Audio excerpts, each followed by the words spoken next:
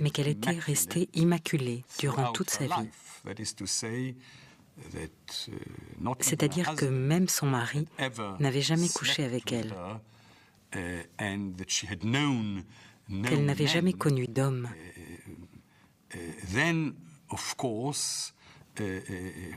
Il s'ensuivit qu'il fallut supprimer ou expliquer différemment le fait que dans les premiers textes chrétiens, Jésus a eu des frères et des sœurs.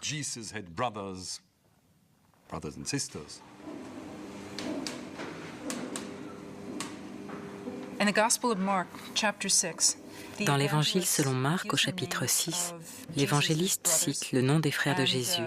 Il sous-entend qu'il avait au moins 2 sœurs. And he went away from there and came to his own country, and his disciples followed him, and on the Sabbath he began to teach in the synagogue. And many who heard him were astonished, saying, "Where does this man get all this? What is the wisdom given to him? What mighty works are wrought by his hands? Is this not the carpenter, the son of Mary, and the brother of James, and Jose, and Judas, and Simon? And are not his sisters here with us?" And they took offense with him. Un détail intéressant apparaît subtilement derrière le nom des frères de Jésus. Traduit en hébreu, ce sont les noms des grands fondateurs de la nation d'Israël.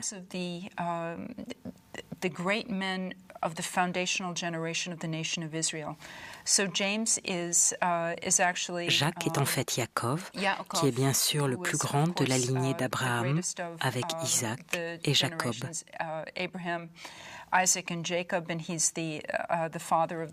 Il est le père des 12 tribus. On a aussi Joseph, Judas et enfin Simon. Joseph est l'un des plus grands personnages avec lequel finit le livre de la Genèse. Judas et Simon sont aussi 2 patriarches des tribus d'Israël. C'est une famille très patriote. Le texte est vraiment limpide. Il parle de la famille de Jésus, de sa mère, de ses frères, de ses sœurs, sans aucune réticence, sans difficulté. On sait bien que ce texte-là a posé de nombreux problèmes dans l'Église ensuite, mais à cause d'une affirmation christologique, c'est-à-dire une affirmation sur la nature du Christ, le fait d'affirmer que Jésus est le Fils unique du Père, qui est une affirmation théologique, a été considéré comme une affirmation biologique. Et du coup, dans la tradition de lecture, ce texte a été considéré comme indécent.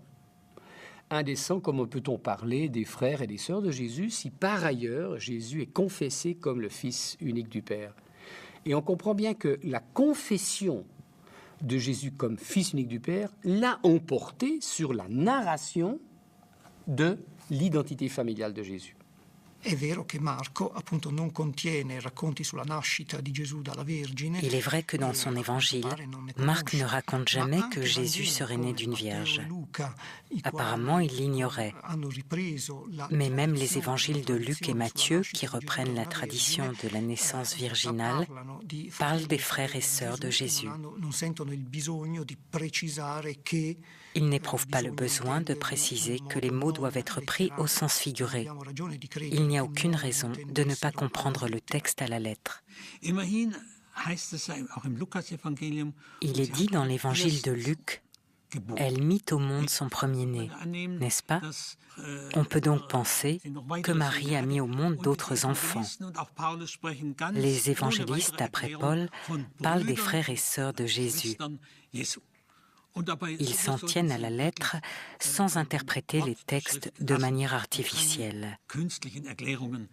C'est cette interprétation qui prévaut aujourd'hui, même dans l'exégèse catholique.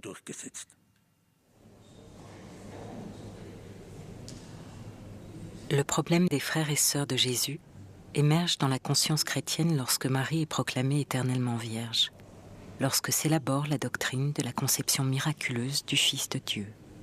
Pendant des siècles, les théologiens vont s'employer à expliquer l'inexplicable.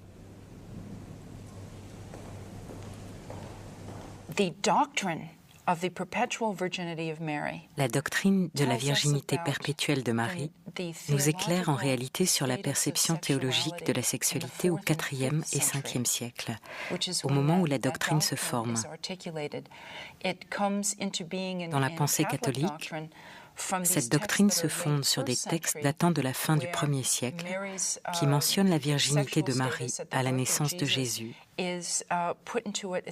C'est une sorte de potage fait des divers légumes récoltés dans la traduction grecque de la Bible.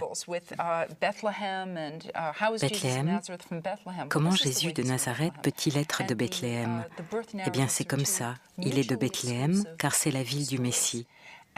De même, les récits de la naissance sont tout à fait contradictoires et la virginité de Marie vient d'une citation détournée de la Bible pour placer Jésus dans un contexte davidique. Donc je crois comprendre pourquoi la doctrine de la virginité perpétuelle de Marie a été développée par exemple par Ambroise, à la suite d'Augustin. Quand le péché originel devient une maladie sexuellement transmissible, sauf pour Marie et Jésus, qui sont sans tache. Tout cela est superbement organisé dans un système rationnel au IVe siècle. Mais cela ne nous apprend rien sur qui était Marie historiquement, ni sur la relation biologique entre Jacques et Jésus. Bon, il est aussi intéressant de noter que Jésus, notamment dans l'évangile de Marc, est appelé fils de Marie, ce qui peut être interprété de façon assez spéciale, et c'est pas toujours un compliment. Ce qui peut vouloir dire que le père de Jésus était inconnu, puisqu'en général, à l'époque, les gens étaient désignés comme fils de leur père, Ben quelque chose. Ce qui peut suggérer, donc c'est une autre hypothèse sur les relations de parenté entre Jésus et Jacques, que Jésus était un enfant illégitime, donc de Marie, qui aurait eu des relations avec quelqu'un d'autre ou qui aurait été violé, et l'enfant ayant été donc accepté dans le foyer de Joseph. C'est en tout cas une conception que l'on retrouve dans la littérature polémique juive postérieure, où Jésus aurait été le fils illégitime de Marie avec un légionnaire romain appelé Ben Pantera. Donc là, nous sommes peut-être dans le domaine de la diffamation, mais il s'agit d'une hypothèse qui a été considérée sérieusement par quelques spécialistes et qui n'est certainement pas impossible. Et si on prend les documents non chrétiens ou extra-chrétiens, il en existe à ce sujet. Je pense notamment à certaines pages du philosophe païen Cels, qui racontait que Jésus était le fils d'un soldat romain. Enfin, à ce point-là, on peut dire n'importe quoi, n'est-ce pas? En plus, Cels avait des sources juives. Alors les chrétiens s'insurgent, ils disent c'est une calomnie.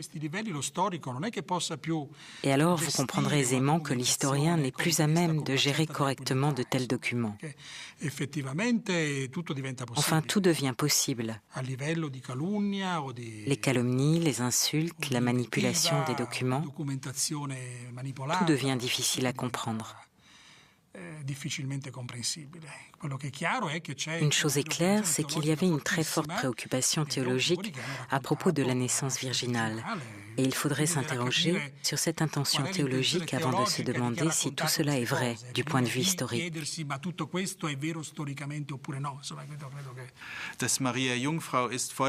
Que Marie soit vierge avant la naissance de Jésus, ça c'est une histoire. C'en est une autre de penser, comme le prétend le dogme de l'Immaculée Conception, qu'elle est restée vierge. C'est un développement tardif qui est délicat à soutenir. Comment Marie aurait-elle pu donner des frères et des sœurs à Jésus sans jamais coucher avec personne? Pourtant, historiquement, c'est ce que la théologie a voulu affirmer. La sexualité est toujours vue en mauvaise part. On ne souhaite pas que Marie ait affaire avec le sexe.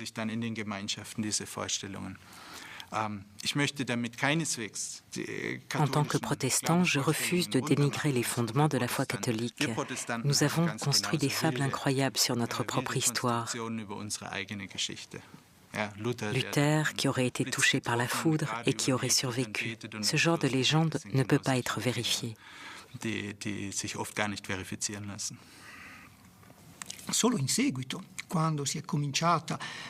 C'est seulement par la suite, quand on a commencé à insister sur